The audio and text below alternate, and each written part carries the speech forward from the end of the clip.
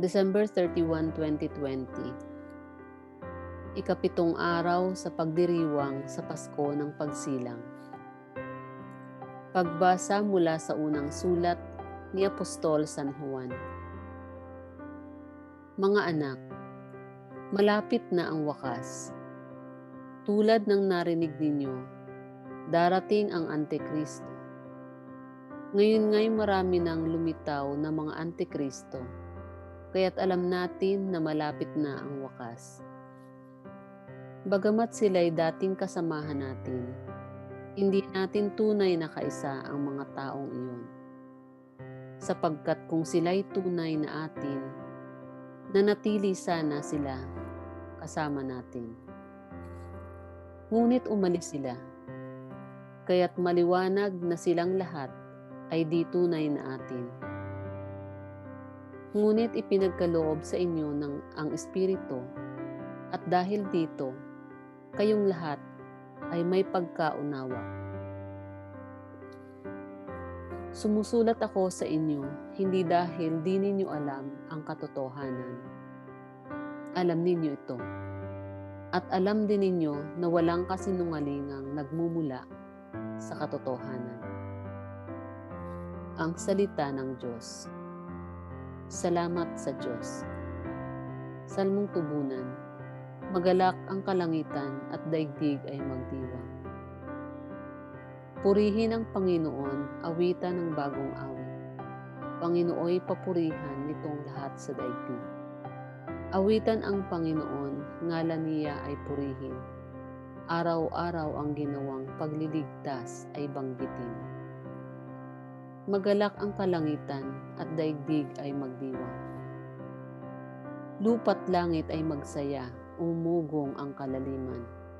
Lahat kayo na nilikhang nasa tubig ay magdiwang.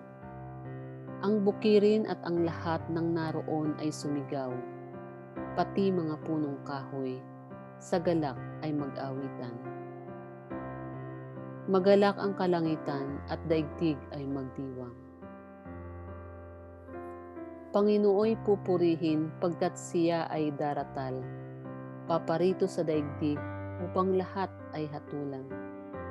Tapat siya kung humatol, sa lahat ay pantay-pantay. Magalak ang kalangitan at daigdig ay magdiwang. Aleluya, aleluya. Naging anak ng Diyos tayo sa salitang naging tao na nanirahan sa mundo. Aleluya, aleluya. Ang simula ng mabuting balita ng Panginoon ayon kay San Juan. Sa simula pa'y naroon na ang salita, kasama ng Diyos ang salita, at ang salita ay Diyos. Kasama na siya sa pasimula pa. Sa pamamagitan niya, nilikha ang lahat ng bagay, at walang anumang nalikha ng hindi sa pamamagitan niya. Mula sa kanyang buhay, at ang buhay ay isang ilaw ng sangkatauhan, nagliliwanag sa kadiliman ng ilaw, at hindi ito kailanman nagapi ng kadiliman. Sinugo ng Diyos ang isang tao na nagngangalang Juan. Naparito siya upang magpatotoo tungkol sa ilaw, at manalig sa ilaw ang lahat dahil sa patotoo niya.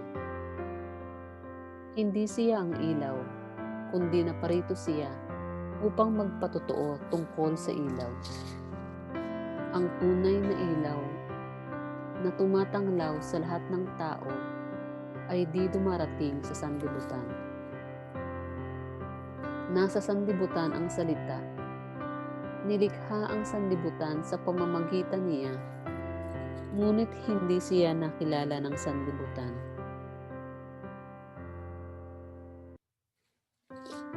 Naparito siya sa kanyang bayan, ngunit hindi siya tinanggap ng kanyang kababayan. Ngunit ang lahat ng tumanggap at nanalig sa kanya ay pinagkalooban niya ng karapatang maging anak ng Diyos. Sila nga'y naging anak ng Diyos, hindi dahil sa isinilang sila ayon sa kalikasan, ni sa pita ng laman o sa kagagawa ng tao. Ang pagiging anak nila ay buhat sa Diyos. Naging tao ang salita at siya'y nanirahan sa piling natin. Nakita namin ang kanyang kapangyarihan at kadakilaan, puspos ng pag-ibig at katapatan. Tinanggap niya mula sa Ama ang kapangyarihan at kadakilaang ito bilang bugtong na anak. Nagpatotoo si Juan tungkol sa kanya at ganito ang kanyang sigaw. Siya ang tinutukoy ko ng aking sabihin. Ang darating na kasunod ko ay higit sa akin, sapagkat siya na bago pa ako ipanganak. Dahil sa siya'y puspos ng pag-ibig, tayong lahat ay tumanggap mula sa kanya ng abot-abot na kaloob, sapagkat ibinibigay ang kautusan sa pamamagitan ni Moises, ngunit ang pag-ibig at ang katotohanan ay dumating sa pamamagitan ni Jesucristo. Kailanmay walang nakakita sa Diyos, subalit ipinakilala siyang bugtong na anak. Siya'y Diyos na lubos na minamahal ng Ama. Ang mabuting balita ng Panginoon. Pinupuri ka namin, Panginoong Jesucristo.